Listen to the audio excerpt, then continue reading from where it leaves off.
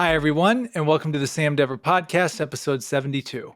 In this episode, I speak with actor Dan Litz. Dan is someone I met here in Los Angeles several years ago, and he is a phenomenal actor. I always enjoy our conversations and watching him perform on stage or seeing him in film. And I'm really happy he came on the podcast because we had a great conversation and I got to learn a lot more about him, and it was fascinating. The book of the episode is going to be The 7 Habits of Highly Effective People by Stephen R. Covey. Now, this is a classic, probably one of the most classic self-help books out there. It's a dense book. It can be a tougher read, but really, if you do the work to apply yourself and learn these concepts, it's one of those books that you'll always keep on the shelf as a go-to. Again, it's The 7 Habits of Highly Effective People by Stephen R. Covey. If you want to listen to the podcast, be sure to follow us on Apple and Spotify. If you want to watch the podcast, be sure to subscribe to the YouTube channel at youtube.com/@thesamdeverpodcast. Here's my conversation with Dan. Dan Litz, welcome to the Sam Dever Podcast. Thank you for having me. Yeah, no, this is a treat. This is one of those, like I was telling you when you got here, it's like, I saw you after your show, North of Providence. You did great. You were amazing in that. And Thank you. We're talking, oh, yeah, come on the podcast. And then, like, times go, oh, wait, it's time to come on. And you came on, so I'm happy you're here. I was looking forward to it. I had something, nighttime just like, kind of trickles down and you're like, should I watch a movie? Should I study lines? Should I read a book? Should I watch one of those old Mr. Carnegie movies that he always talks about, or just like, this is a lesson in acting, or should I just, sometimes I hit and miss. I can end the night amazingly, like we all can, Yeah. or I can end it with like, oh, I just watched a good TV show. That's what I want to do for a living, or theater, or whoever will hire me, please. But no, you gotta love it, because most of the time you're creating your own work and not really, that's just the game, I guess. Well, and that's the beauty of, an actor, right? Like when you watch a show or a good show, like a good piece of material, I mean, you are studying your craft. You're not exactly like slacking or waiting. You're kind of doing both at the same. You get to relax, but at the same time, you're watching and getting inspired and learning. And that's the same thing for like even bad stuff. And my fiance watches the most, like everything and anything. She's a big Marvel fan. She watches all these like horror movies, and you can just tell it's just the gut instinct what's good and what's bad. But even the bad stuff you can learn from too, I've realized. And because I'm around it when she watches TV, and I'm just like, what is so bad about this? Especially like you can see some bad, some soap opera people are great. Like, what's his name? Pelfrey. The brother who played Ben in the Ozarks show. Oh, Tom Pelfrey. He did an amazing job. Oh, that guy. He's did like 9 years of soap opera work called. He crushed it. Yeah. On Ozark. Like, and if you watch his early stuff on YouTube, I think it was called Guiding Light, but it got canceled, and then he became like a free agent. But man, he was just as explosive as he is on Ozark, and he won like 2 Emmys or 3 Emmys. As he should. Daytime Emmys. But just as good as his stuff is, and you can be like, wow, I want to learn that monologue, or and I'm not the only one who thought of it. If you look on YouTube, everyone has learned his freaking monologue he says in the car on the way to Ozark. I think it's like a taxi cab scene. But like I said, the bad stuff too, it's like, oh, I can tell what they're doing if I'm really watching closely.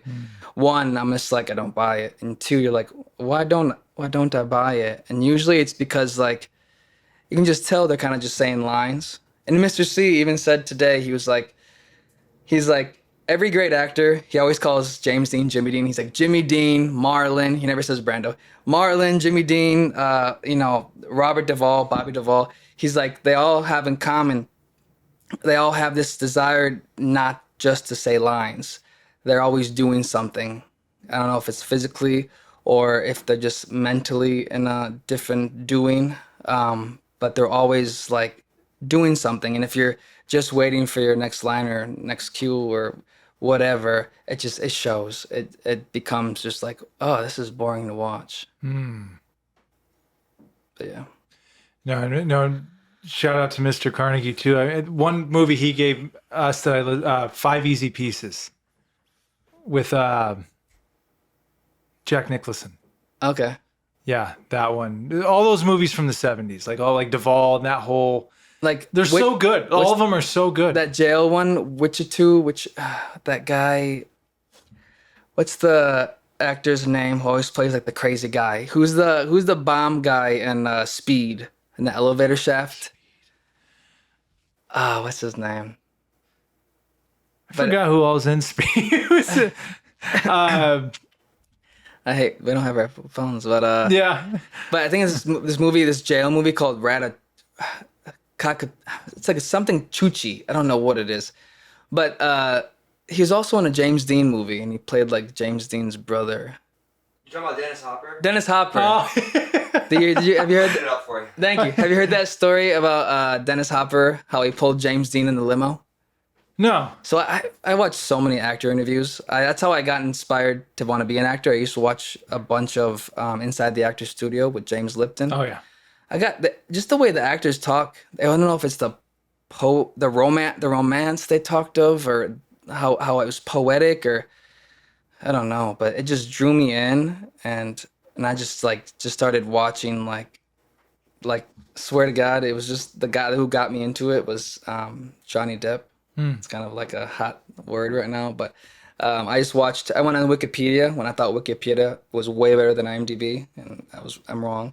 I was wrong, but I watched it from like the 90s to all the way like up to like, I think it was like 2012 at the time, but I watched all those movies, and I just was like, this guy, I don't know if it's because I'm like, oh, he kind of looks like me, not in a non like kind of like boasty way, but I was just like, this guy is just so believable. I don't know what's he doing. At the time, I was like, I don't know what I'm watching. This is just entertaining, but it's more than entertaining. He can move me in a way, and I don't know how I got in that topic of conversation. No, it's perfect because I was going to ask you how you got into acting anyway. Johnny Depp. So Johnny Depp, he was the catalyst. My friend, my dear friend, we have these matching tattoos. Oh. He got his on his leg, and I got mine on my arm. Just shows you like who's more into the relationship. No, he had a whole sleeve idea for his arm, so he was like, no, you can't touch my arms. I have sleeves going on.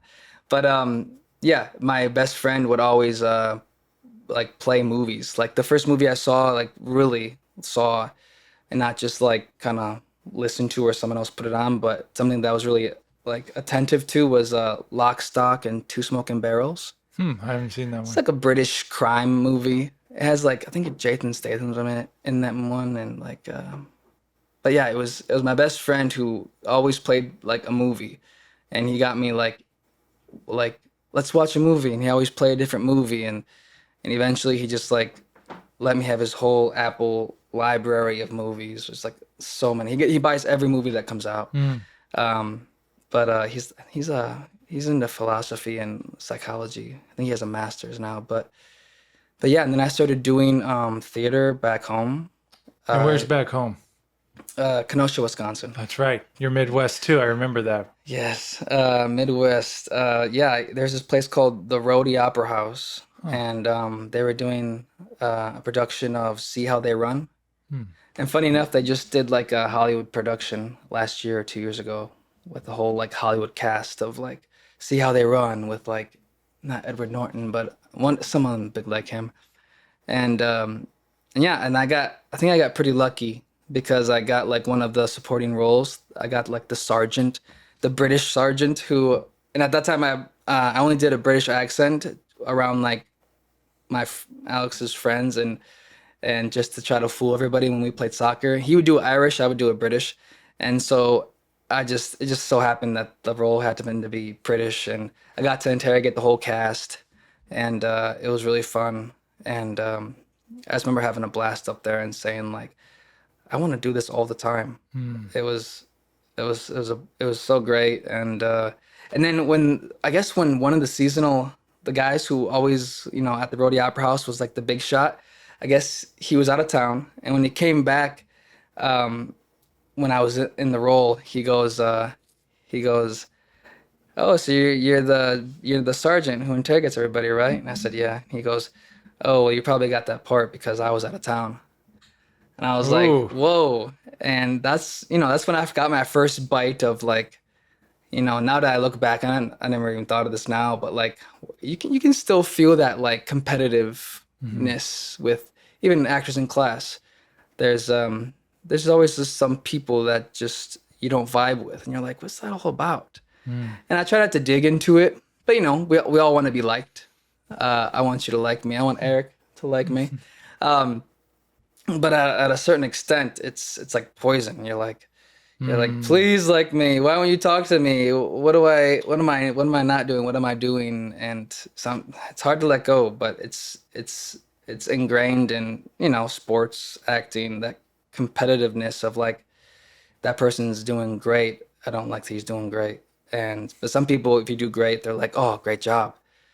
It's weirdness, but you gotta just not think about it. And I never made that connection because it's still, positive, negative energies. You just gotta find your frequency. Yeah, of it's funny you people. bring that up. I was just talking to someone about because I feel like because I'm the same way. Like oh, why don't you like me? I'm friendly and this and that. Like why don't we? But I just feel some energies just don't match, and I've learned to accept that, and that's okay. Yeah. It's okay, and I'm learning to let go more of like, all right, we don't vibe that good. Doesn't mean we hate each other, but yeah, you just feel it.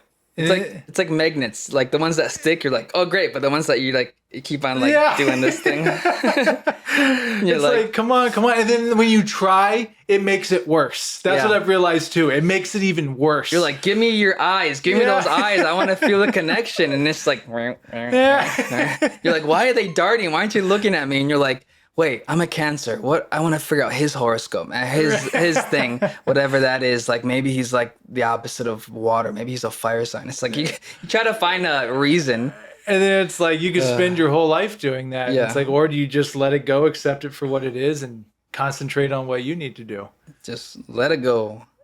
Let it go. Learn the lines, and then just let it go. Well, and I'm sure in acting too. I mean, there's going to be situations where you're working with someone on set, you guys aren't. You're just gonna have to do the job together, and you may not get along, be best friends outside of the whole thing. I'm sure there's been situations like that, right?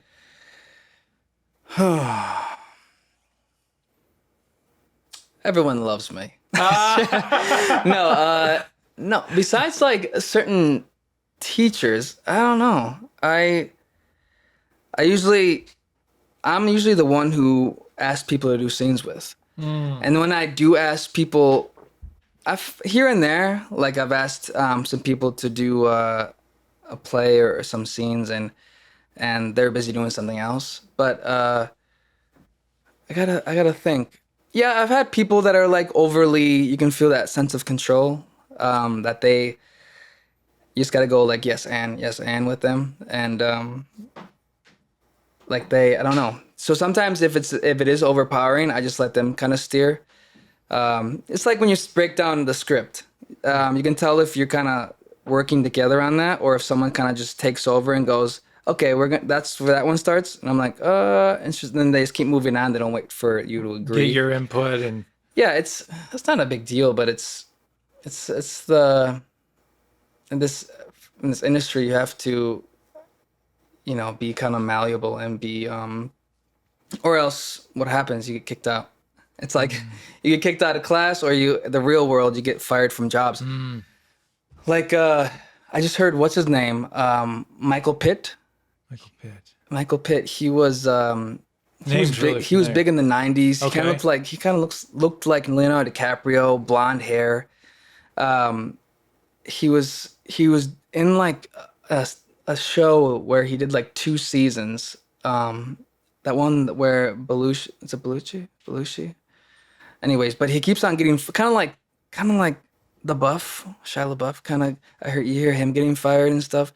Michael Pitt, I've heard that he's gotten fired from here and their jobs. And when you watch them in interviews, it truly tells, the camera captures everything. You can tell that they're very,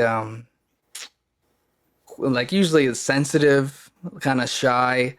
Not that like charming, charismatic like McConaughey or who else? I'm thinking Christopher Walken because you remind me so much of Oh, him. But the showman, the people that do a great interview because they have that charm and charisma. But then when you get that kind of the lead singer of Nirvana, when you get him on interviewed, yeah. Kurt Cobain, you can just see the sensitivity and the shyness and how real they are, and they don't care about giving a good show. Right. But you can just tell those people who are getting fired, I hate to say it, I got like fired from one job, and it was for the Fringe, and I got fired because I couldn't learn this huge Spoon River, and I think it was before we worked on Spoon Rivers in class, which have changed my life. And I'm not just saying this because I still go to this school, Playhouse West, but you just realize when I saw a big chunk of like Spoon River speech, whatever, it used to scare the hell out of me.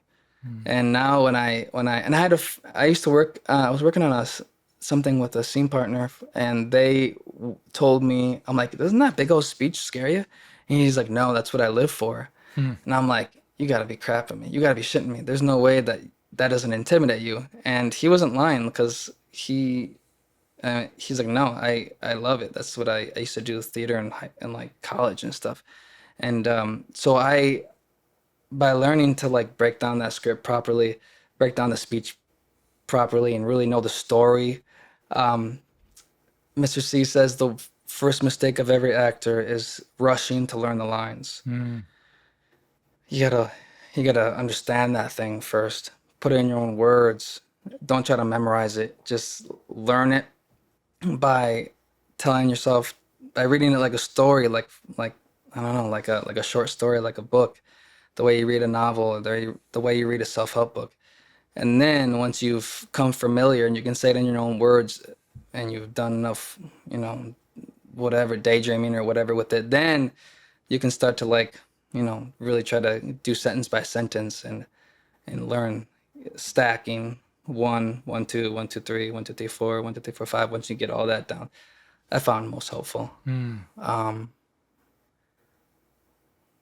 Yeah, the Spoon Rivers, that was a ride when I did them. Yeah, it's crazy how, and two people could view it in two different ways too. The interpretation of them. And you would think at first glance, like, well, why the heck am I going to read these? Like, do these? What's this have to do with acting? But then you get into it and you realize how difficult it actually is. And then throw on top, once you act, like you said, you learn what it actually means, then I'll throw on top of accents and all this other stuff you can do with it. I mean, it's pretty crazy. I just learned what they're all about. I was like, at first they used to frustrate me. I'm like, what is the point of these like pieces of poetry? Like, and then Mr. C, Bob was like, oh, the whole point, he just sent randomly. We have it every like third week of the month. He's like, oh, the reason is you take a piece of poetry and you just try to make it as sound as, as close to you and as just understood as possible, as to where it doesn't even sound like a piece of poetry by that author. It sounds like it's literally coming from you.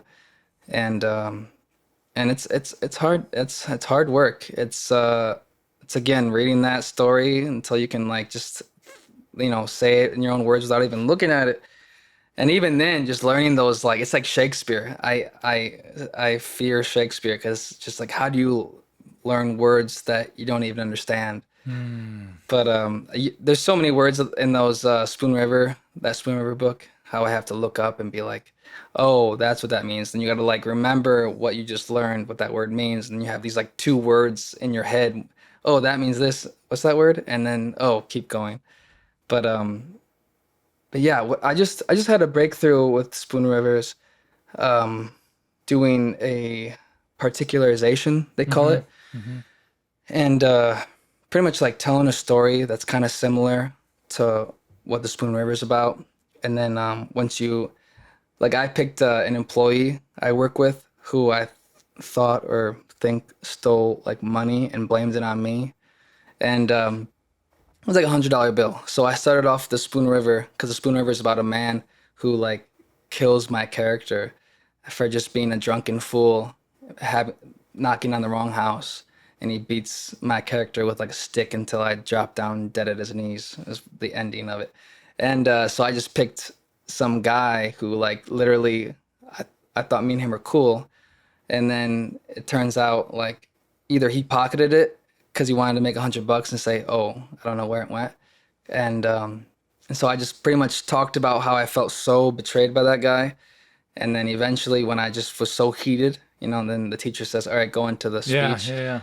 and then I just like naturally like kind of more or less understood in a weird way. You don't quite get it, but it's kind of like what does Mr. C say? I've been going to this school for like 6 years, so it's just these teachers are just like great teachers. Their voices live within you. I heard. Maybe I just thought of that. I like to give credit where it's due, but I just it's like the Pavlovian effect. The ringing of the bell. Yeah. The dog salivates. These take away the food, and the bell still makes the dog salivate. But it's that mending of, if you do that enough, where you take your personal life and mend it with the material, then that kind of emotion just kind of rings automatically when you start to take the author's words and they feel like more or less your words, and eventually it just kind of just becomes transparent, and then it's like then you just trust and stop working so hard on it, and eventually it just like you don't even gotta think of what to say. It just lives within you. It's what you hope happens every time you either do a Spoon River or a scene or a play. But every time I start a new piece of whatever comes my way or whatever I try to get going, I'm always like, oh God, I feel like I just started over again, which you're starting over. It's always something different that needs to be done to like understand the scene, understand the speech. Or I think that's what's so cool. Why I've been in this town for 10 years. I moved here. I was going to ask you what was the push to move here, like from Wisconsin? Did you move straight from Wisconsin to here? Yeah, Wisconsin was not working out. I was in a 2-year relationship. The last straw was she kicked me out of the car and she drove away. And I was like literally 20-minute walk home, but it was still very dramatic. Yeah. I think I was 22, 23 at the time, and she was like a couple years older. And we had a 2-year thing going. I told her I loved her and she wasn't saying it back. Oh. That is a very tall tell. That's a very, what is that called? That's a tell. It's a huge tell when they don't say Red it flag. back. And they show movies where someone says it first and then eventually the other person says it back. But I didn't see the signs. I was just, I'm in love. And I don't care if she says it back. I don't care.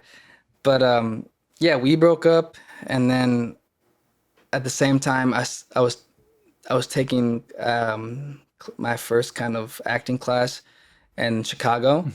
Kenosha's in between Milwaukee and Chicago, 40 minutes away from Milwaukee, an hour away from Chicago. Oh, pretty good location then, really. Yeah, I had my first like agent in like Madison up there, a little past Milwaukee. But I was taking classes in Chicago, and I was putting all into that. Michael Shannon used to go at that school I was at, and I was so inspired, and so I was putting all my attention there and not in my relationship, so that fell apart. And then I was so inspired by acting, and then I stopped going to that because I got my heart broken. And then eventually I got into a fight with my boss at Great Steak and Potato. Delicious, great steak, Philly steak sandwiches and baked potatoes. I used to be a key holder there, and I used to open up, and I used to be top dog around there. And I just I don't know if it was, I always tell my mom, acting has gotten me kind of crazy. And she's like, no, you've always been like that. Ever since that dog bit you in your face, you've never been the same. And I was like, oh yeah, that happened. A dog bit you in the face? Oh yeah. It was my best friend, Alex, who we got the matching tattoo with. His rescue dog, who always growls at me. There was a good day. I was sleeping over at my buddy's house. We always slept in the same bed, and his mom did not like that.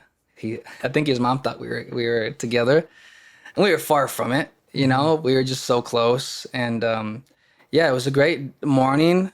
Uh, you know, I think we went downstairs and we were watching like a soccer game on TV, and his mom made us breakfast. His mom never makes us breakfast. His mom hates me because we always get high, and that's when she sees me is when I used to be high as a stupid dumb 20-year-old. And eventually, I see his rescue dog. It's like a black border collie pit bull mix, whatever. I used to always keep away because they always growled at me. So this one time I saw the dog, I was like, oh, look at how cute that dog looks. I'm gonna crawl up to him, and I crawled up to the dog, and I put my head on its like chest because it was sitting upright, and I was just like, nuzzling him or nuzzling her, and her name was Nina, and yeah, and then I made eye contact, and then she just bit me, and I grabbed my mouth. I had no idea what happened, and then I let go, and just blood poured from my face. Oh. And my life was never the same. I got. And how old were you when that happened? 22. All right, so you weren't like a little kid at all. You were. No. This happened somewhat. Yeah. I want to say recent, but not like ages ago. And what followed was like, well, I don't know at the time, but I got this PTSD of anxiety and this fear I never knew, and yeah, 6 months of like PTSD, and I never got like diagnosed. I saw a psychologist or a psychiatrist. My mom was like, if you don't see somebody, I'll take something away from you. And I was like, okay. So she pretty much told me I was depressed because I stopped seeing Alex, my best friend, because he was saying that his dog was turned around, and because they didn't want their dog put down. And at the time, I was trying to put that dog down because I was like, dogs shouldn't bite you in the face like that. That's ridiculous. But his sister was kind of lying and saying the dog was turned around, that I snuck up on the dog. So it was my fault. Yeah, there was lawyers involved. And eventually I just said, my lawyer was like, the next step is having to like sue the Beals. And I was like, what? I was like, I'm not going to sue my best friend. It just made this like 6 months of like turmoil and just being angry with each other because we weren't telling the same story about the dog bite. And then, yeah, eventually I just, my friend Alex, he like called me and was like, hey, let's catch up. It's been 6 months, or he didn't say that, but it's been a long time. Let's grab some wings. You come over to my place. And I was like, what about the dog? And he goes, oh, Nina, I'll lock her up in the kitchen, because they had like a Victorian house where every room has a door. So the dog was locked. We went into the living room, hung out, ate some wings. And then I was like, hey, let me go say hi to Nina. And he's like, no, that's not a good idea. And I was like, you're probably right. And we're eating wings. We're having a good time catching up. Like no days have passed in the 6 months. And then later he goes, hey, go say hi to Nina. And I'm like, no way. So we were like constantly like not like meeting on that circumstance. So we're like, all right, let's go out. Went to the bar, got a couple beers, playing pool. And then we walked back to his house, and he's like, why don't you sleep over? And I was like, what about the dog? And he's like, no, we'll lock her up, of course, with my sister. We'll lock her up. So I go in first. We go into the living room, and then before it turns the lights on, I see this dark crawling shadow. And I was like, Alex, holy crap, is that Nina? And then he flicks the lights on, and it's Nina, the dog that bit me 6 months ago. And but she was like very scared and like shaking her tail. And so instinctually I just went like, Nina, hi Nina, in this really high pitched voice, and stuck my hand out, and I was like shaking, and man, she comes up to me, and I get emotional just thinking about it, but she comes up to me, sits down while I'm standing, and I put my hand on her head, and I just start to bawl, and my friend's like, what's wrong with you? What's going on? And I was just like, I don't know what's going on. I have no idea. And yeah, if I like to look back on it, I had this like cathartic moment of this fear that I lived with. I used to have nightmares for like, I don't know how many, but in that 6 months about that dog biting me over and over again. And yeah, PTSD is real. Like, I can only imagine what I went through with a dog bite, what people that are veterans deal with. And it's PTSD is no joke. And yeah, I have some friends in the military, but yeah, it was quite an experience. And my mom's like, "You've never been the same after. You've been this like, you know, very charismatic, very like broken out of your shell." Sometimes she said she used to be like, you need to calm down a little bit. You're a little. She's like, "What are you on? We really want to know what you're on." And I'm like, "I'm on nothing." You didn't realize for that 6 months, I was living in fear. I was having nightmares. I'd be in my nightmare. I'd be like in the car, and then my window would be down, and this dog would literally launch through the window and bite my hand. And I'd wake up, and I could feel the dog, like the bite, the pain in my hand. That's how real and all this turmoil my brain was working through. And yeah, dude, that kind of trauma, like anybody who experiences that, I don't know if it helped talking about it or just obviously it helped meeting the dog again. And imagine I wanted to put that dog down, and I'm so glad that what I wanted didn't come into fruition because I would never have got that cathartic moment. But yeah, that whole thing happened. And then I started going to, I think I may have got this backwards. I started going to acting classes after the dog bit me because I started doing all these things I was afraid of. And I started auditioning for the theater in town, and I got the first job. And then I had some friends say, "Hey, you wanna hang out? You wanna help us move our stuff out from Chicago? We're planning on moving to LA." And I was like, "Whoa, I don't know if my mom will let me." That's how kind of that in the 22-year-old Daniel, whatever. I was like, my mom, what controlled my whole life. And she was like, if you're grounded, I'm grounded. I can't go anywhere unless she goes to sleep and I sneak out.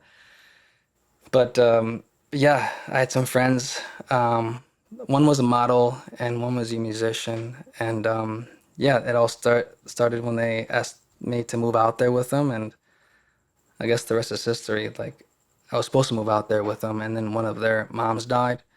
And so I let them deal with all that. And then I think on New Year's Eve, I reached out to a friend that I knew was living out here, and I said, "Hey, remember that time like a year ago, and you invited me to live out here, and I told you, hey, I'm with this girlfriend I've been with for like a year and a half."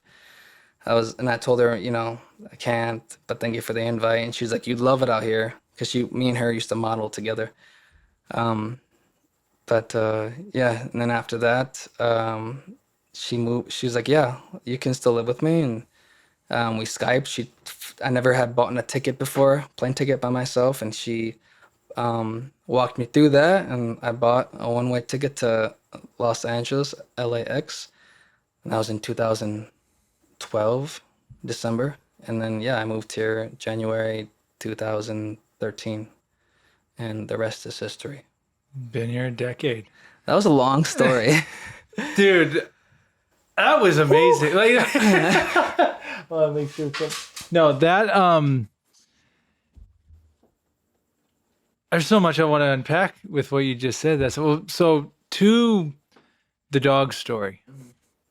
First of all, thank you for sharing that. I mean, that was, but man, like I really felt like you just took all of us, whoever's going to listen and watch this, on a true like event that happened to you, how you were feeling. And like you said, you wanted to put the dog down, but to have that full circle moment where you and your friend come back together and how you actually face the dog again. And I mean, it had to have been a moment of some healing of some sort, right? Oh yeah. And you would have never have gotten that any other way, as brutal as that had to have been to go through all that. But I mean, man, what a story. I used to always like that was the biggest thing that ever happened to me, that meeting of the dog again. And I used to always tell myself that story over and over again, and it never got old. And eventually I'm like, I think I'm getting off on this like cathartic moment, because it's never, you see those moments happen in movies and television, and you get affected and you're like, oh my God, I feel for the character. And that was like the first time anything's ever big happened to me where I was like, whoa, I can think of something in my past and it gets me worked up every time. Um, yeah, to this day I have, I put on my calendar the day Nina bit me, and I got really weird about it. Like, it was so sacred to me that that dog changed my life. And then everyone knows, dogs, man and dog have this like bond, and and it's unexplainable. I have two dogs, and just the bond. It's like, of course they don't talk. We always go, we wish they could talk. I have a Frenchie and a pointer, and Nice. and the pointer always pees when he sees me. And no matter how many times I clean up that piss, and at first I wipe it dry, spray it with water, wipe it, and then get the cleaner and wipe it. It's a whole process to Yeah. get the smell out of there.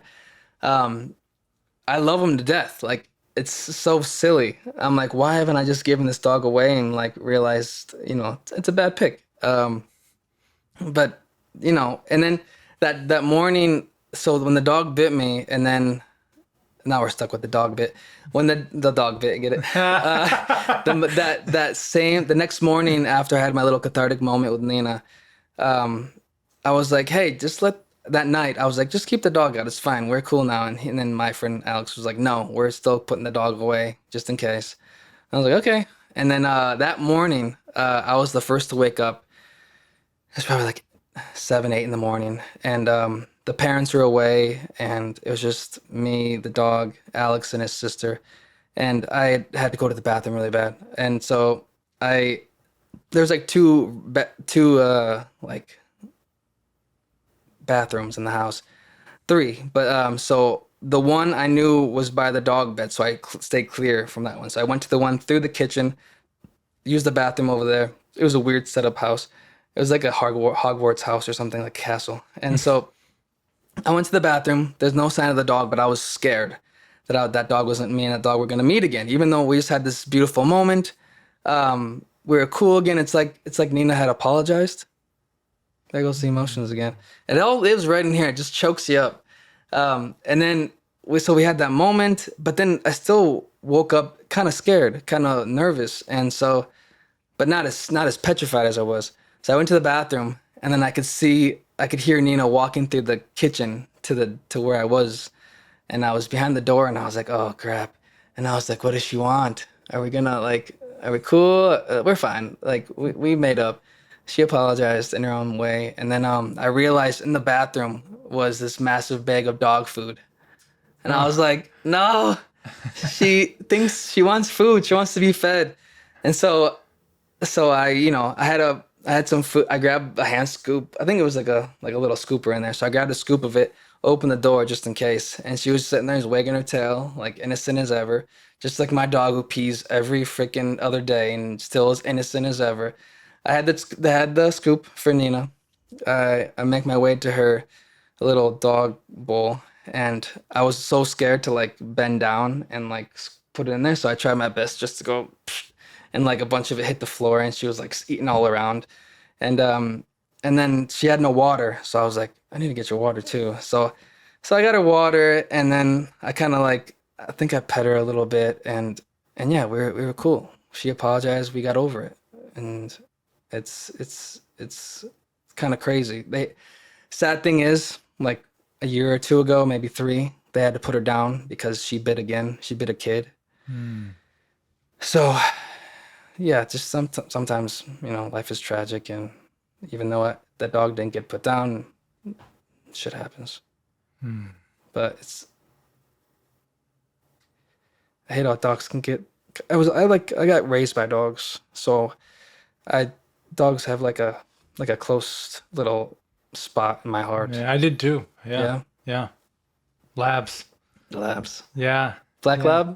lab. There was one golden labs, yellow labs, and then now my parents back home in Illinois, they got a chocolate lab. Oh man. And I want dogs so bad, man. Like apartment's not the greatest spot for a No. big full grown lab. So, Especially training the dog to know that that's the tough part. and I travel a lot for work and all this. So it's like, as soon as I'm able, man, I'm getting dogs.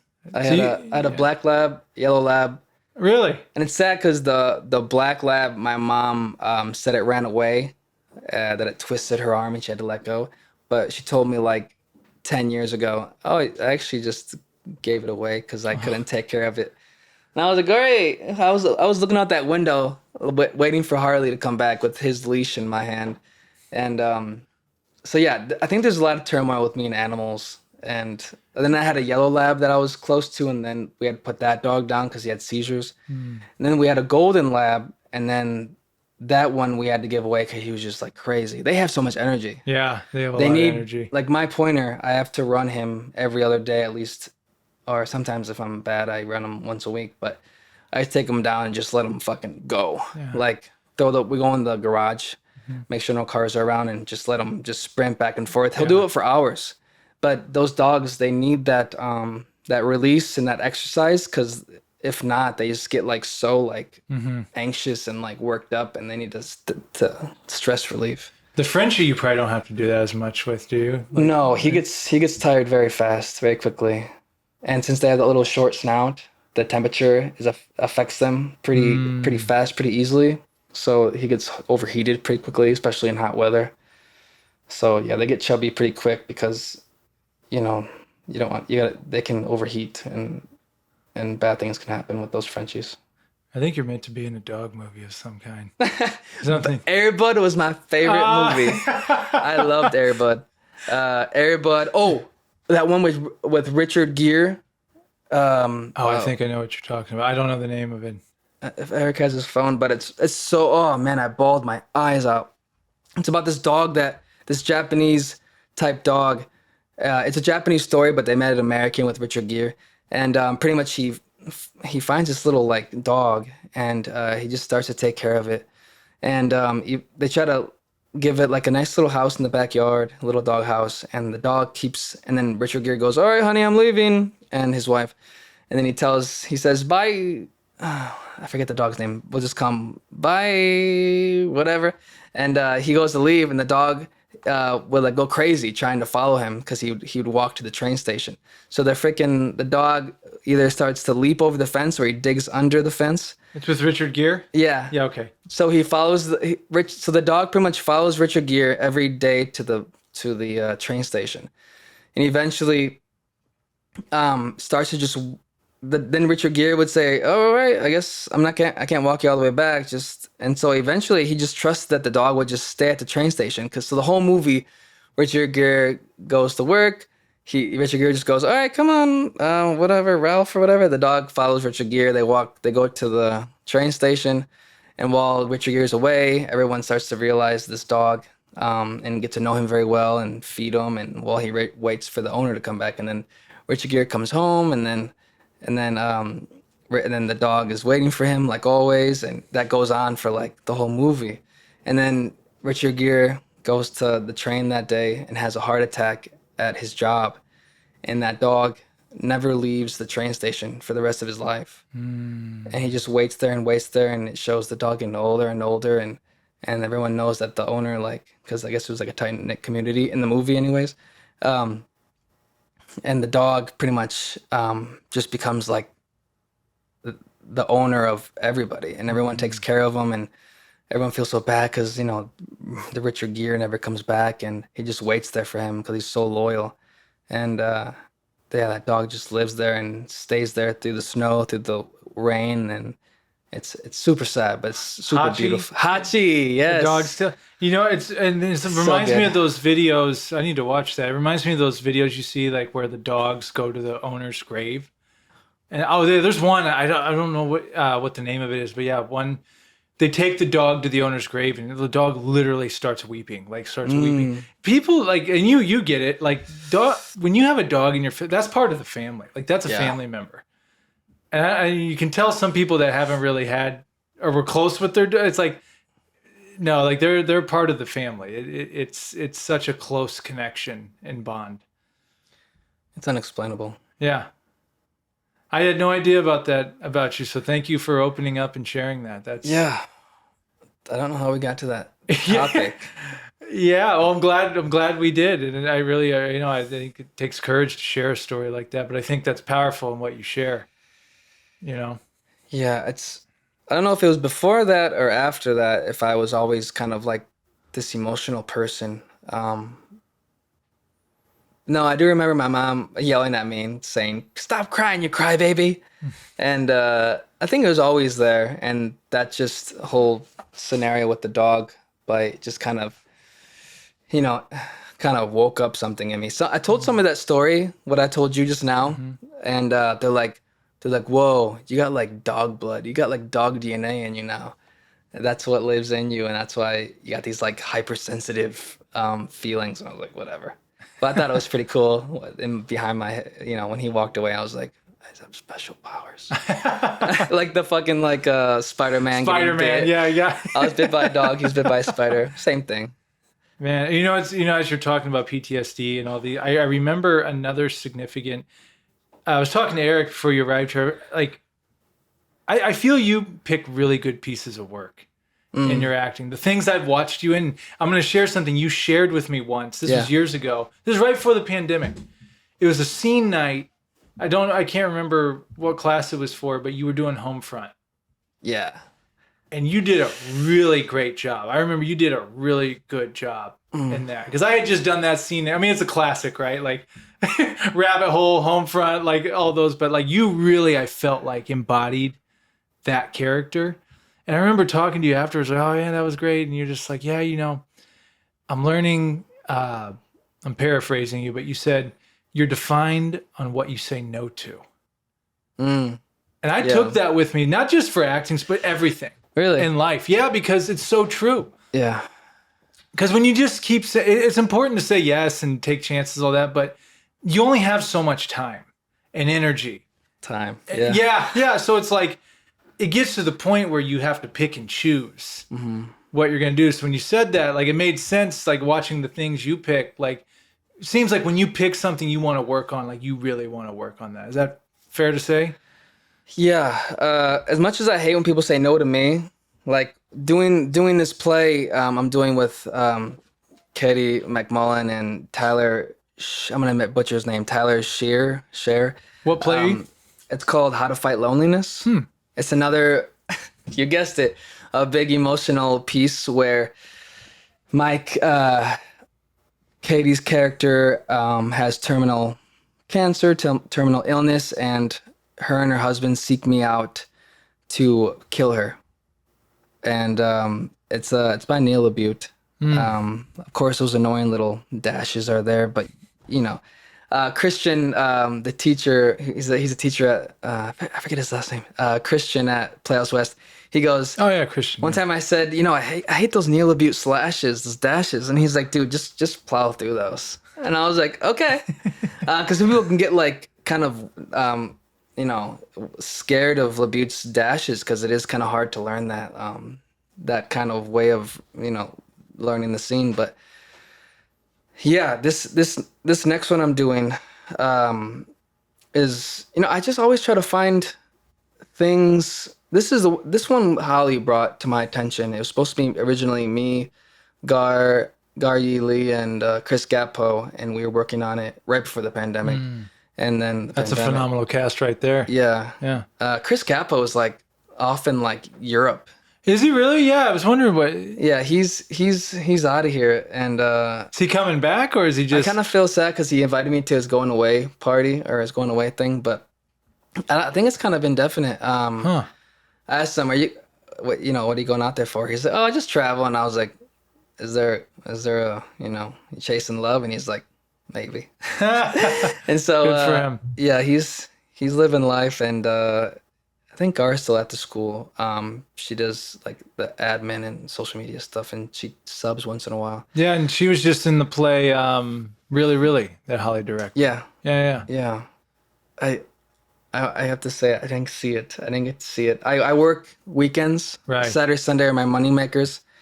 So it can be tough to. Yeah. But Gar's phenomenal, by the way. I love her. She's a sweetheart.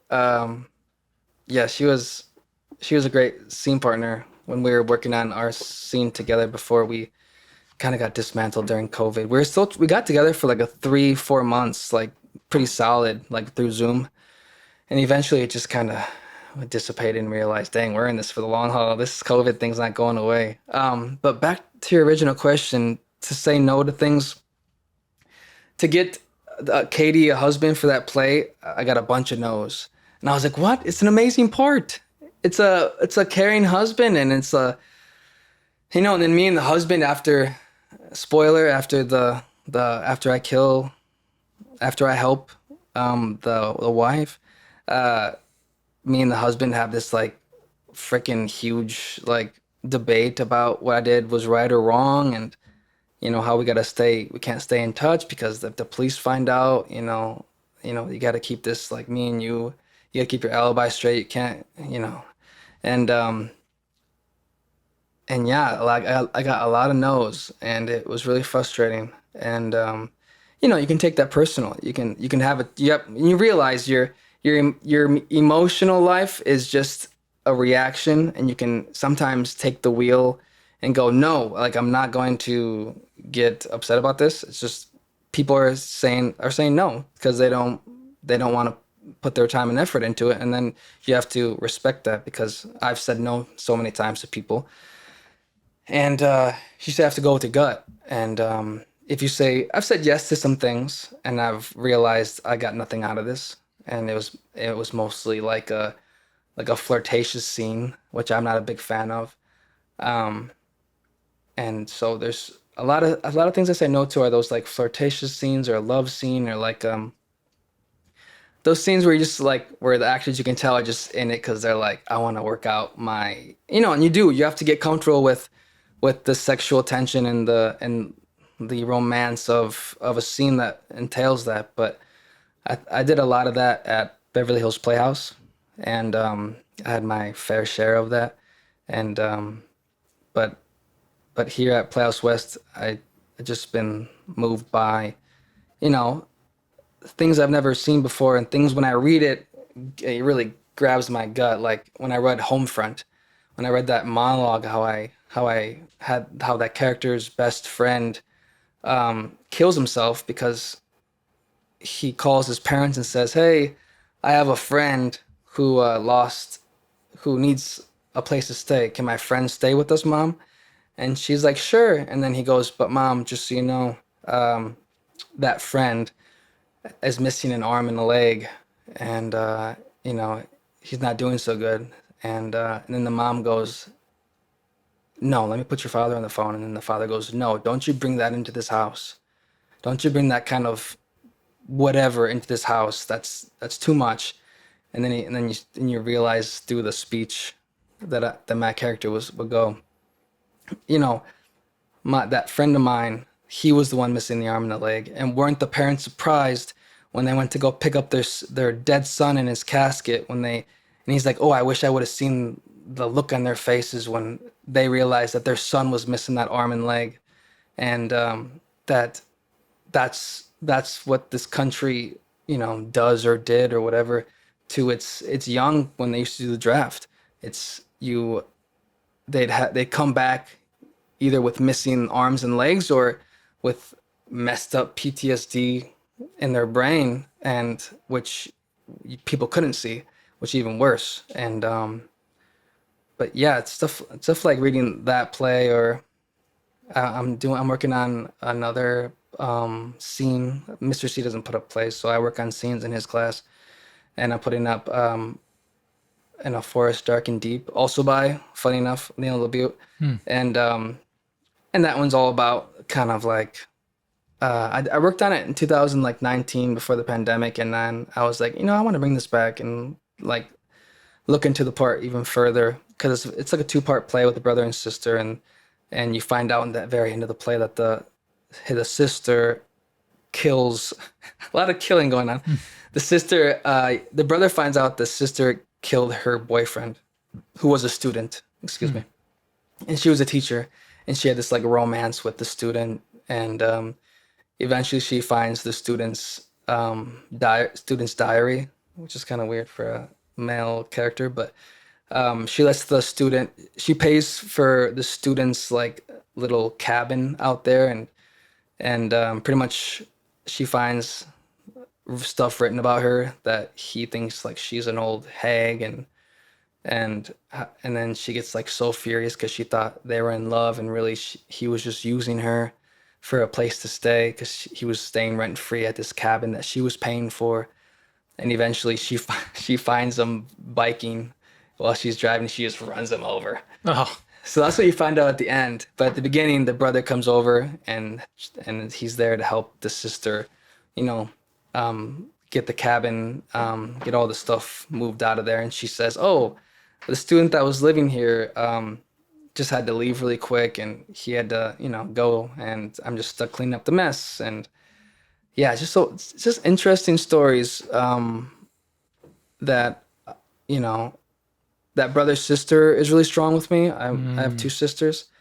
Um, I could easily do brother brother because Alex Beal, who I've talked about so much in this interview, um, he he's like a brother to me. And funny enough, he's adopted and has like three, four other adopted siblings. mm.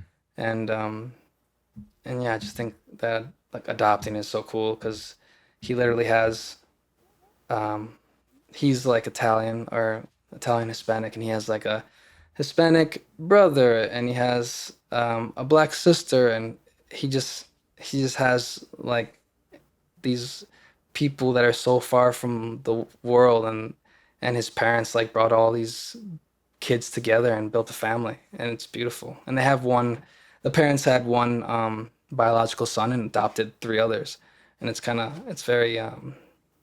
very beautiful. His whole like I used to always go, I wish I was adopted. I think that would be so cool. And where he goes, no, dude, I wish I like he kind of wishes he knew his parents. But he said, I don't want to meet him because they gave me up. So he's kind of hell bent about how his parents gave him up. But then he goes, oh, but my parents gave me up because they probably couldn't take care of me or whatnot. But yes, saying no is kind of what defines you. Especially when you get, that's what I always daydream about. As like when I was younger, I used to go, oh, I'm gonna have so much fun, reading scripts and saying no to things, and having that, like when you have that daydream about being like a famous celebrity who gets scripts on the daily, and like, oh, that's the drama of like, oh, so many stuff. I don't know which one's great, and which one I'm gonna keep saying. I gotta find the one that moves you, the one that moves me. Um, it's funny. I kind of so that was kind of my mantra back then. My new mantra now is I think I saw it on like social media somewhere, but it says he goes. I don't know who says it, but I stole it. He goes, "You gotta find something in life that makes you get up a little bit earlier than you usually do, and that makes you stay up a little bit later than you usually stay up." And Mr. C's like, "Why'd you do so good this time around?" Because in class today, I got a pretty good critique, and he was like, "What changed?" And I said, "Well, I said what I just said now. I stayed up a little later than I usually do, and I woke up a little earlier than I usually get up." And because when you start the day, that morning is all you have to kind of like start before life just bulldozes. And then when you settle down and kind of get sleepy and tired, I decided to drink a Red Bull and stay up till 4 a.m. It's kind of like it's like you're torturing yourself because then I had to get up literally at 4, 5, 6, 7 at like 3 hours later, and I think I'm running on 3 hours now, which I might be why I'm maybe talkative, but usually I am pretty talkative. Um, but yeah, that's my new mantra. I think it's so cool because I can get pretty. I think like a month ago, I found myself in a little plateau, and I was a little like, like not finding my groove anymore, and and I think what kind of broke me out of that was just like we were talking about before. I I changed up the protein game. I got protein that doesn't make me feel sick. I got this protein. I don't know if I'm allowed to plug it, but Am I allowed to plug it? Plug away. It's called Precision ISO. You can find it at Get Yoked. It's my favorite protein store. Cheap. You get the cheapest. It's called Get Yoked? Get Yoked. Oh, okay. That's good to know. There's one in Glendale. There's one in Pasadena. There's one in Atwater. Oh, they're local. Yeah. Oh, well, that's good. Yeah, support Los Angeles business. There you go. Yeah, and yeah, this is the one protein that doesn't make me feel sick to my stomach, and they have a horchata flavor, which I mentioned before. Now, is it whey protein? It is, but it's iso whey. Oh, ISO. Okay, I got you. I don't know if it's the same thing as iso whey or just iso protein. Isolate. I think it's isolate whey. And then there's casein whey. I used to take that before bed. What is it called? I'm probably mispronouncing it. KCI or casein. It's Okay. what's in cottage cheese. And Okay. because I could talk this stuff all night. Like, Yeah. it's a good protein to have while you sleep. And like that's why a lot of bodybuilders and stuff will eat cottage cheese. Yeah. Before, or even I think Greek yogurt might have a little bit of it too. But anyway, Sorry, I just thought of something. We were talking about this before, but I thought I'd repeat it because I think this is what got me out of my little funk. So I was kind of like, I'd literally, start the day. I wasn't going to the gym at all. I was just kind of like in a slump. I know when I'm in a slump is when I start to watch cartoons. I was watching Dragon Ball Z, Kai on Hulu. I was watching Polar Opposites on Hulu. And then I told somebody all these shows I'm watching, all these cartoons I'm watching, and then they're like, "Do you know why you're watching those, right?"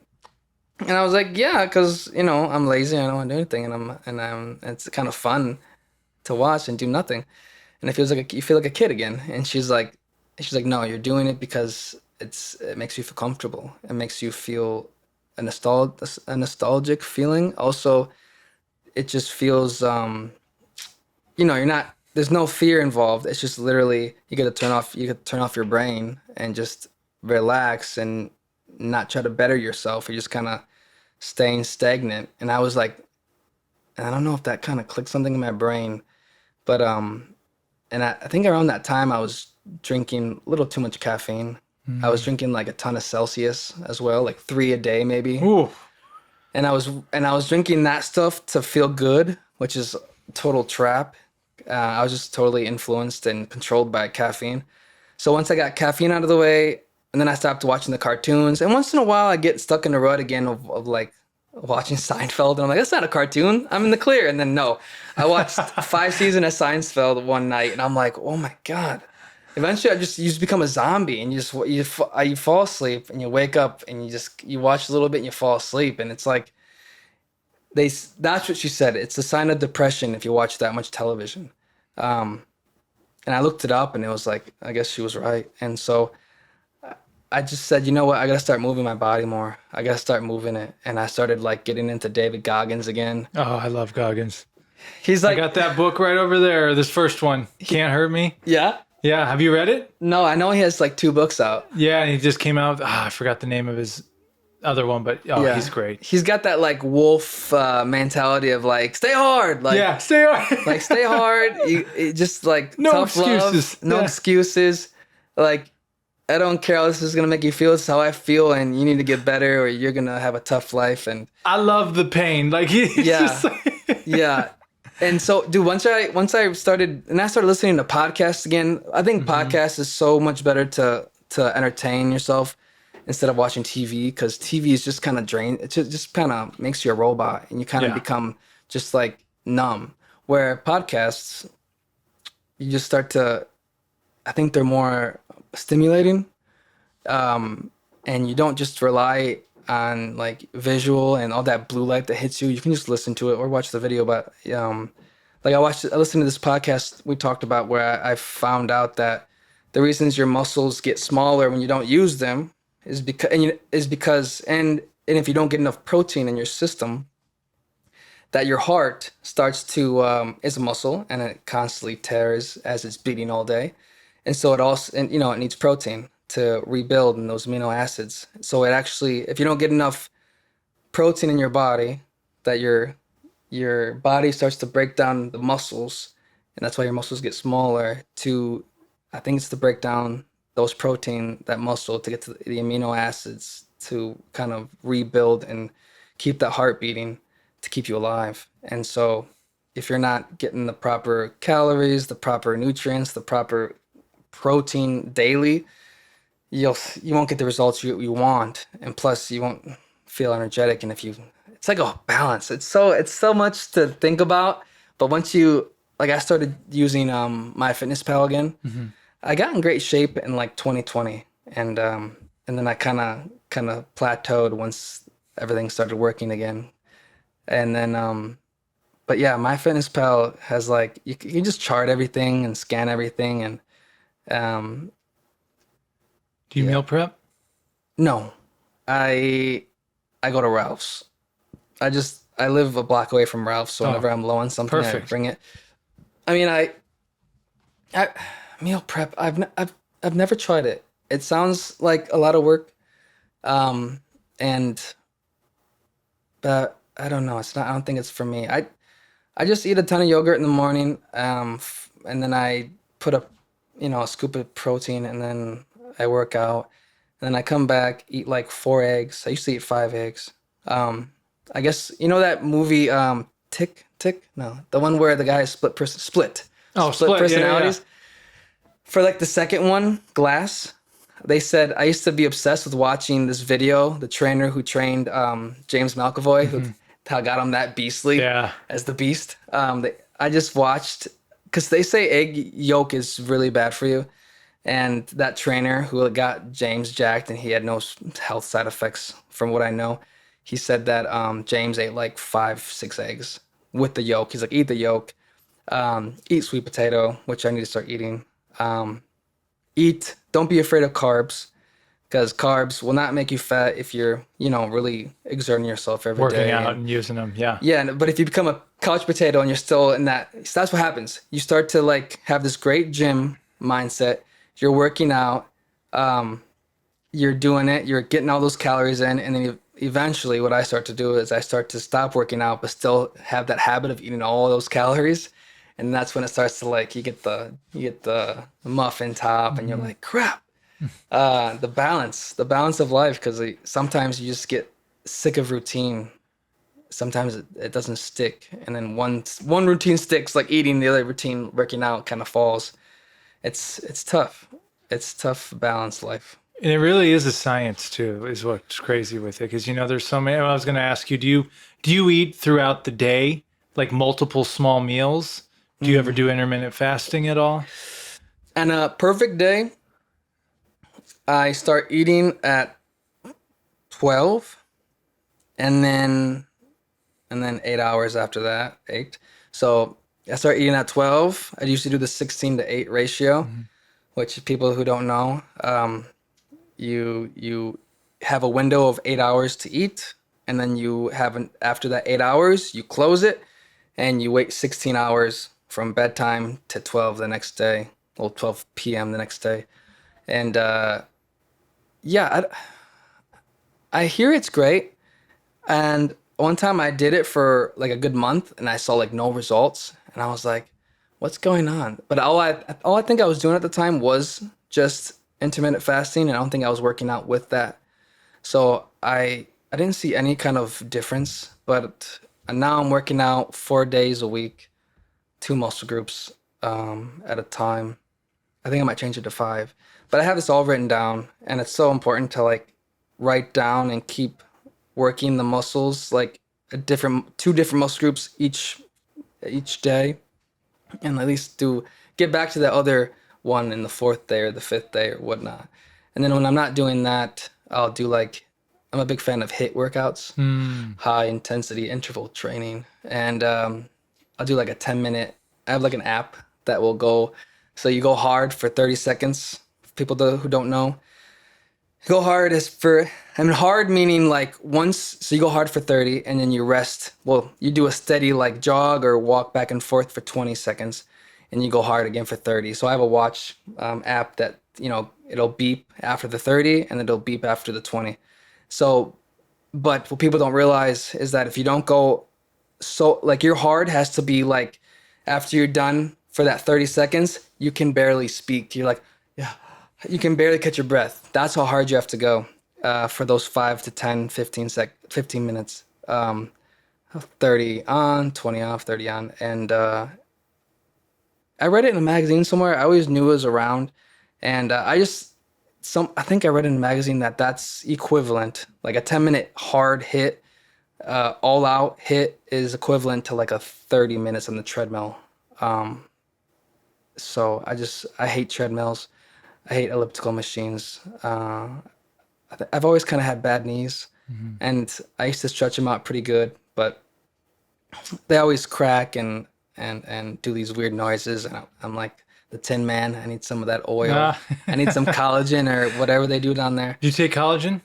I don't. I just got into that. Yeah. Really? Yeah. It's pretty. Same thing. You can get the powder, put it in your yogurt. And what is it supposed to do? Help with hair, skin, nails, joints. Okay. And they make it with protein too, some of them. So it's just more protein. I was taking glucosamine for a while because sometimes I get really like my especially my wrists when I'm working out. My wrists will get really like sensitive where I can't even like lean on it to like brush my teeth or something. But I realized the most important thing before you start working out is the warm up.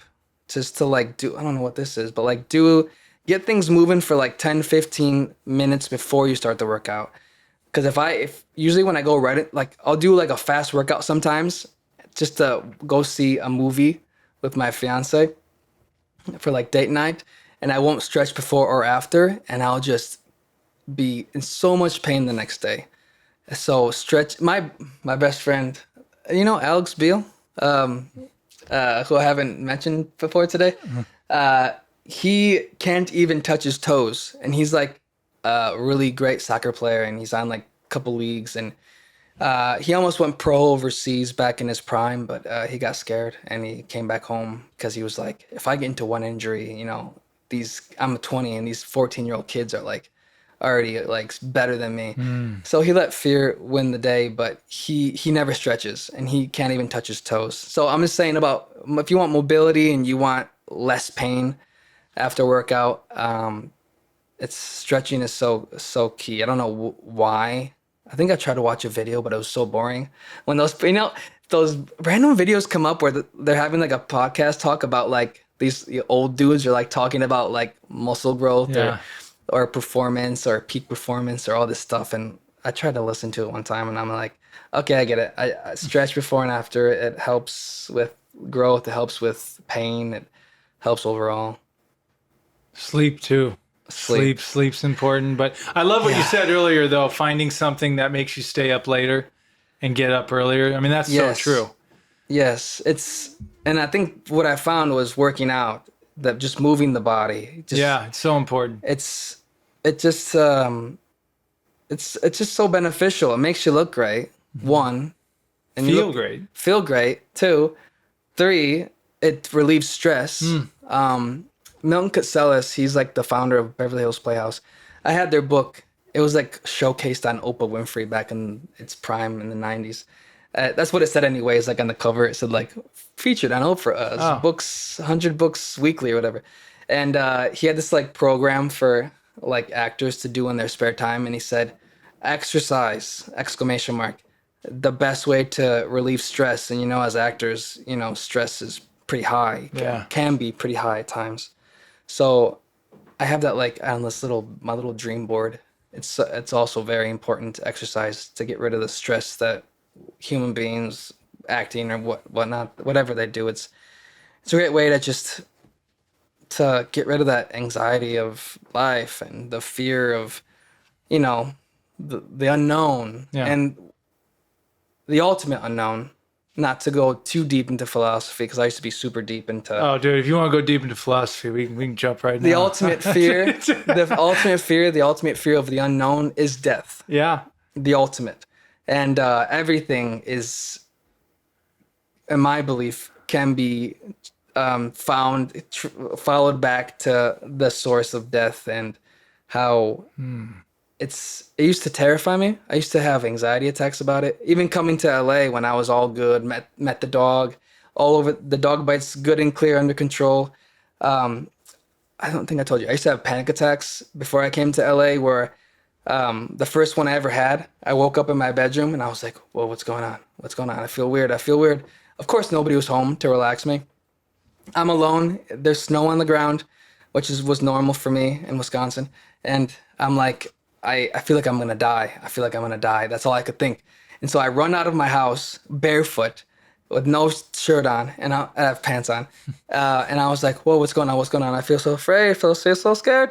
And then I'm like running through the snow. I'm looking, nobody's on the goddamn street. It's like 2 p.m., 3 p.m. I have no idea where my mom or sister is.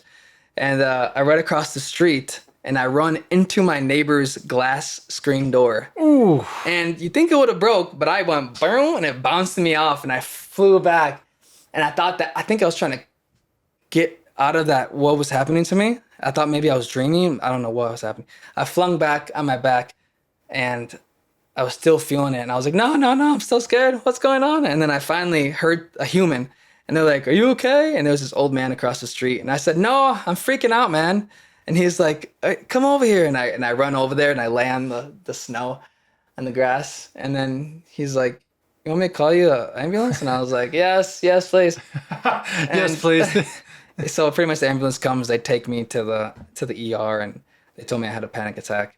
And I used to get those all the time. Not as crazy as that, but I've learned how to like subdue the anxiety with breathing. And when I feel the anxiety, just to go, okay, my brain's not getting enough oxygen. It's oxygen deprived, and just take deep breaths, focus. I used to lay down on my back and put books on my belly, and what? Because when you have anxiety, you start to do chest breathing, and then your chest starts to hurt, and you think it's like something with your heart or something, but really it's just accessory muscles that start to work, that don't like to be worked for breathing. So you start to do that, and then so I was taught by like a psychologist or psychiatrist, whatever they are, or a friend, to put the book on your belly and just try to make the book go up and down. And so that really got me through some tough times. I don't know how we got on this track, but This is this is the midnight hour of the podcast now. We the death part. Yeah. It goes back to the anxiety of the ultimate death. And I used to get so much anxiety about the idea of death, and I'm not religious. I wish I was. My mom gave me the option. I think she was like, hey, you want to stop going to Catholic school? Because if you don't like it, I'm going to stop paying for it. And I was like, I don't have to go to Catholic school anymore, the night class? And she goes, no. I was like a 10-year-old, and she was like, okay, you don't have to go anymore. And so I was like, amazing. I don't have to go to night school no more. And then I think it was a pretty bad decision on my part, or I don't know if my mom's part, to make me decide not to have religion, but it just never stuck after that. And like I said, I wish I was religious, and I wish I had that faith in a higher power that's a life after death, or a spiritual whatever. But yeah, I've learned to cope with the idea of death. What actually makes me feel better about it is like I don't get anxiety about it anymore. I used to like always, they used to be my last thought of the night, and I used to have to like go to sleep with TV and movies on.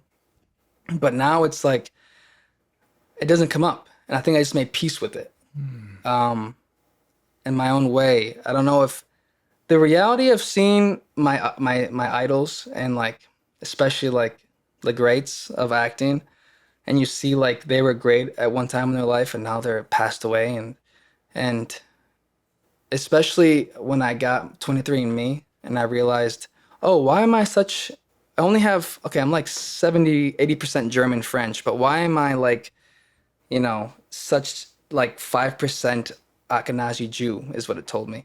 And then I looked it up and it said because so you had a full-blooded French-German relative like 100 years ago, but you had a full-blooded like Jewish relative 800, 900 years ago.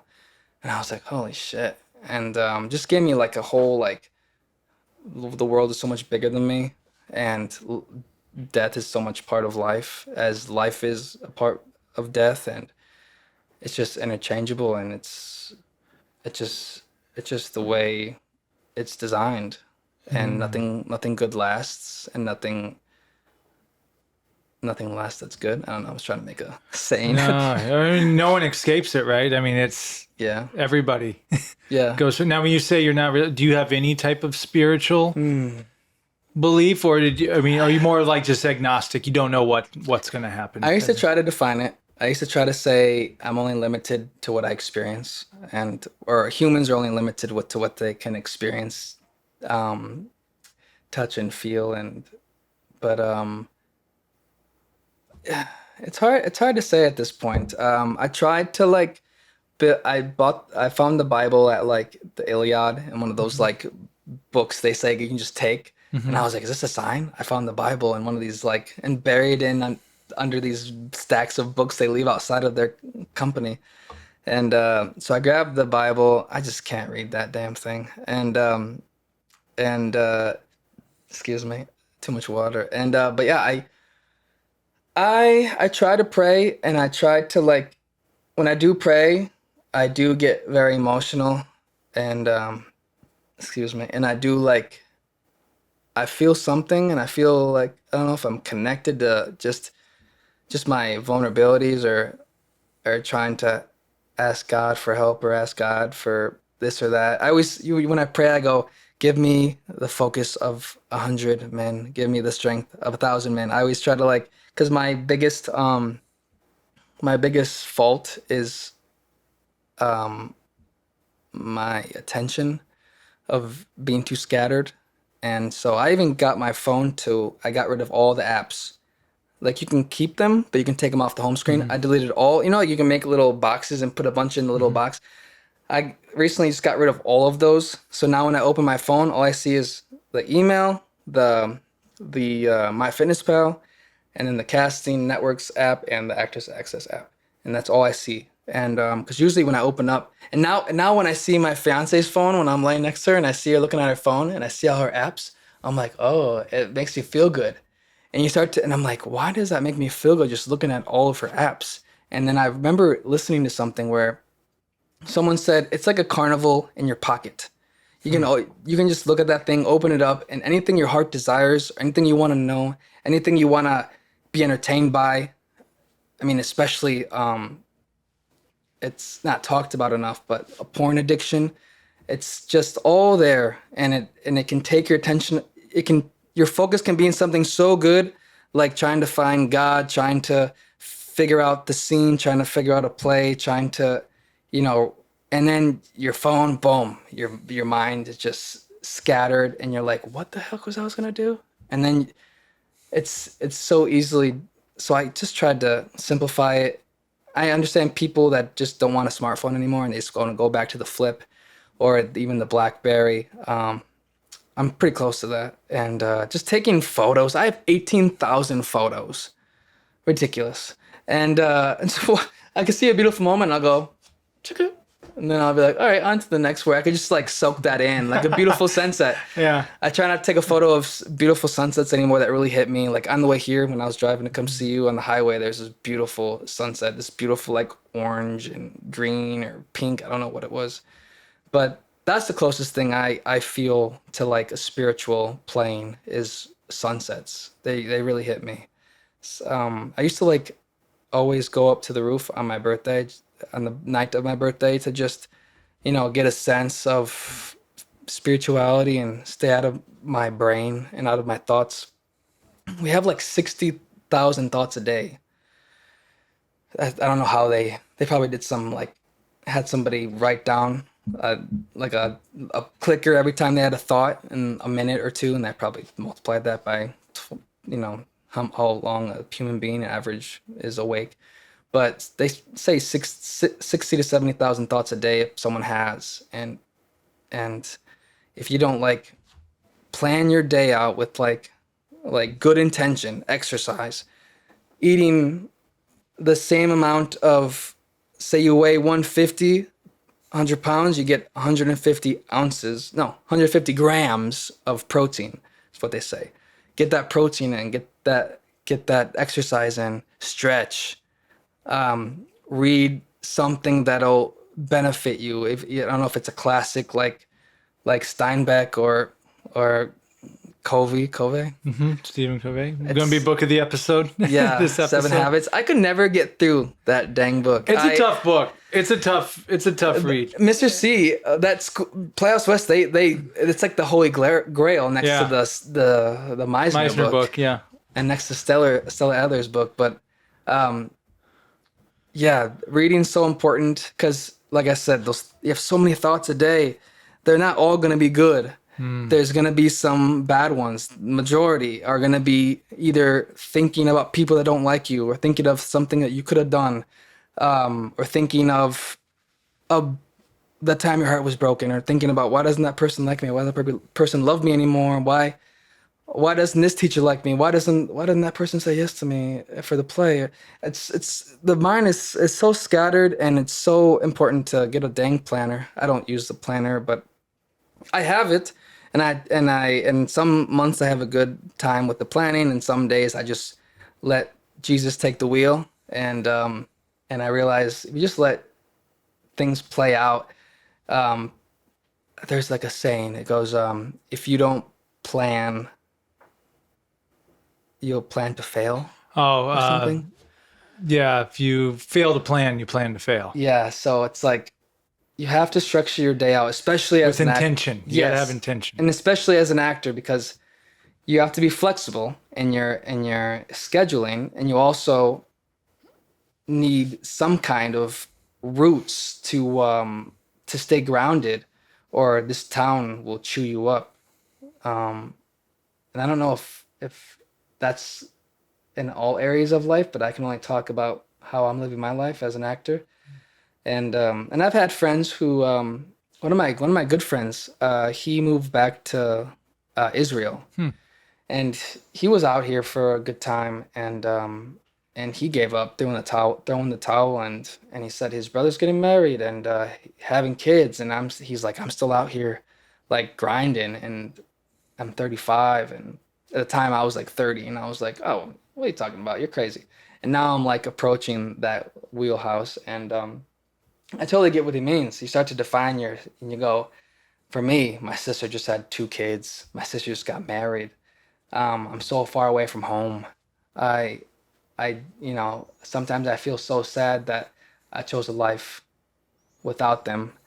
I mean, there's FaceTime, there's plane rides back home, but it's always like, what did I do? Did I make the right decision? Should I move back home? And it's like, it's sad, and you can let those thoughts win the day, or you can be like, no, stop feeling sorry for yourself, and start doing something productive. Like I always go back to it. Work out, read some good book, self-help, a novel, read a great novel, there's this great book called by Richard Carlson, Dr. Richard Carlson. It's called Don't Sweat the Small Stuff. I think I've heard of that one. Because it's all small stuff. Yeah. It goes to 1 to 50, and it's great. It used to be my Bible, I used to say, and each little chapter is like 2 pages long, easy read, and you pretty much read each chapter a day and try to work on that chapter throughout your whole day and how you interact with people. And it got me through some tough times and got me out of my negative thoughts. And the best way to battle those negative thoughts is gratitude. And Absolutely. not just thinking about gratitude, but feeling the gratitude. Absolutely. Which it can be tough to sometimes feel the love, but there's people out there that love you, family, friends, teachers, and whatnot. You just have to be grateful for. Not every interaction could be overwhelming, but it comes down. I read this guide where it said, eventually you want to feel gratitude, but not from who you're getting it from or from the experiences you had. Eventually, you just want to be grateful just for, I don't know, breathing, just for the simplest things. My health. I have no pain today. I tried my best today, and eventually you just want to feel grateful just to be in that feeling of peace, and not having to thank who you'll thank at your Academy Awards speech, but just being grateful for yourself and that you're still going and you haven't let the devil win, and you're still pushing, and you still have a head of hair. And then people that don't have a head of hair, you probably have something great about your body that you love as well. And comparison is the Thief of joy. thief of joy. God damn. But it's funny. They say comparison is like a caveman mindset.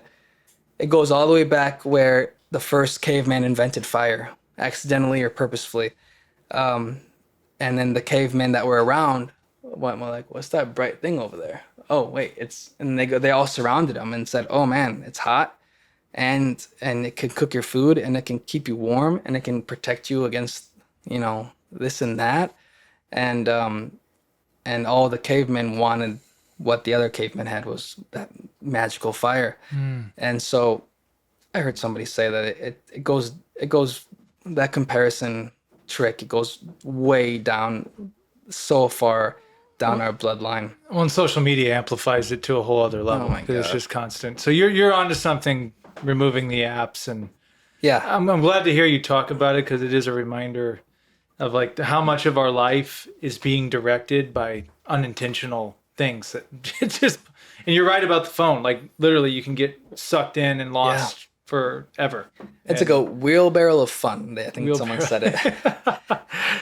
Oh man, well Dan, I could talk to you for 3 more hours, man. Dude, This is I'm sorry I talked your ear off. dude. I'm glad you did. I should have asked you some questions. No, dude, this is a treat, because I really feel like I got to know a whole other side to you. Yeah. And know you even outside of acting, which is really cool. And I'll say this to you, man. Like I really admire, like you come across, and you are one of those people, like you really are doing the work out here. There's a reason why you've been out here for 10 years and you're still here.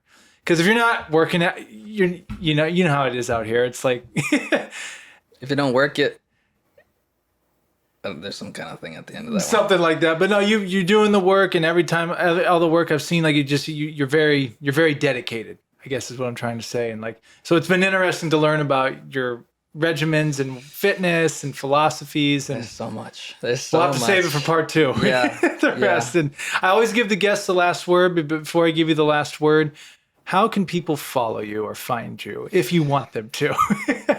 My address? No. My Instagram is the Dan Litz, because Dan Litz was taken. That's not the whole my whole handle. It's the Dan Litz. I'm not on Twitter, or some may call it X. I'm not. I used to be. I'm on TikTok. I think I'm on TikTok as Dan Litz, or maybe the Dan Litz. I'm not sure. Yeah. So I try to make some funny videos once in a while, and Instagram. I don't think I post enough, because I used to be on this crazy binge of like, casting has to see that I'm alive and not creepy and I'm a human being. And yeah, I got stuck in that rabbit hole of comparison of, oh, look how funny this guy is. Look how I need to be funny like him. So yeah, you can find me there, but mostly you can find me trying to better myself. Trying to better myself and not compare myself. And as hard as it is just to think about yourself without being an egomaniac, and self-love, and try to be kind, and try to, be as loving as Franklin Garcia. He's like the most loving person I know. Franklin is one of the greatest dudes on earth. And sometimes it can be overbearing, and I'm like, Franklin, I need some space. And he's like, shut up, my little bambino. Or he calls me Dandelion. He's got all these nicknames. He's just for such me. good energy, man. Like no matter where I see him, like it's Yeah. always great energy. To end this note, Yep. me and Franklin were rehearsing a scene at North Weddington Park, and a squirrel comes up, and the squirrel is like standing on its hind legs, just watching us rehearse, and then Franklin goes, "Oh my God, look it's a squirrel," and then Franklin goes up to the squirrel really slowly, and then he literally the squirrel lets him pet him on the head.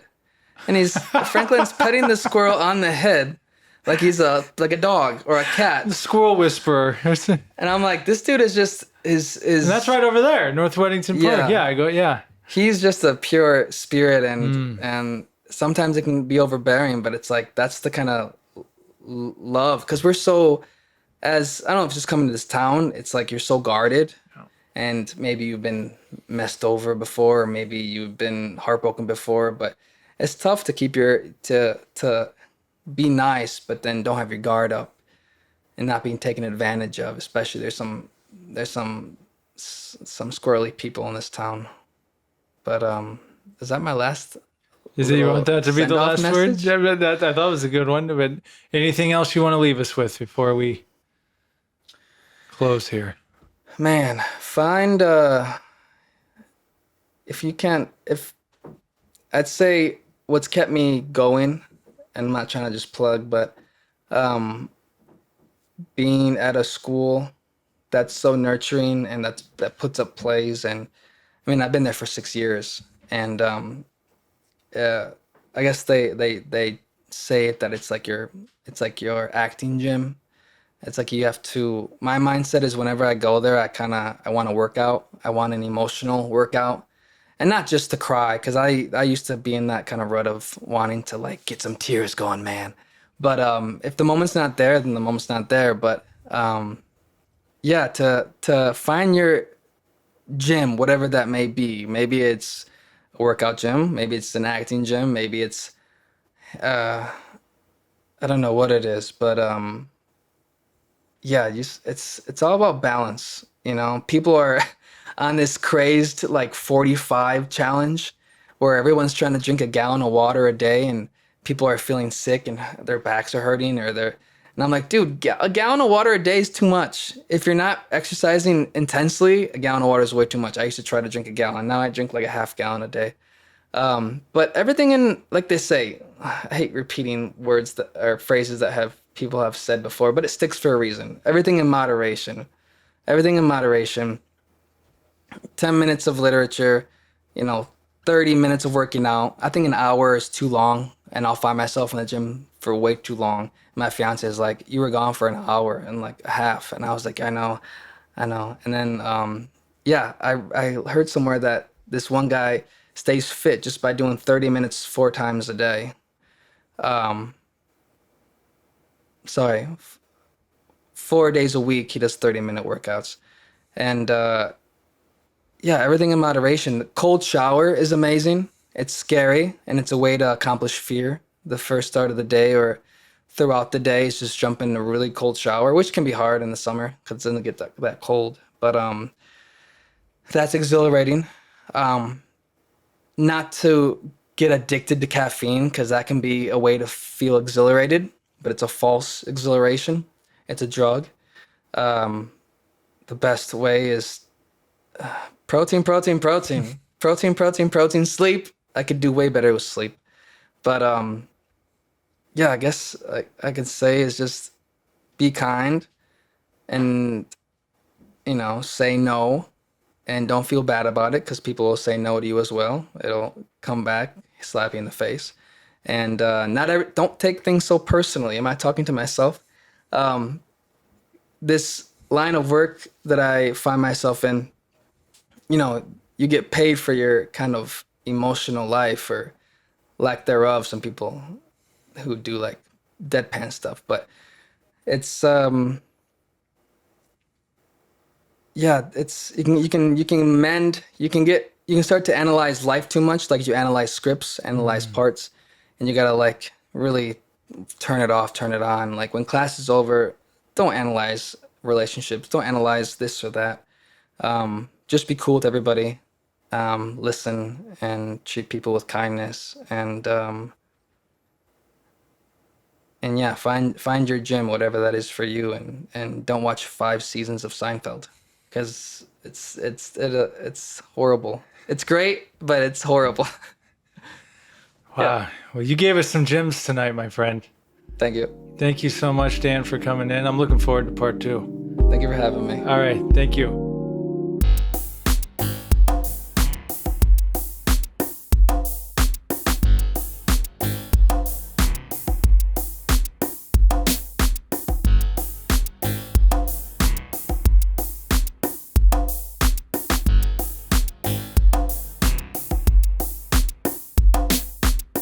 Hey everyone, thanks for checking out the Sam Dever podcast. Be sure to follow us on Spotify, Apple, or wherever you get your podcasts. And if you watch the podcast, be sure to subscribe to our YouTube channel at youtube.com/@the Sam Dever podcast.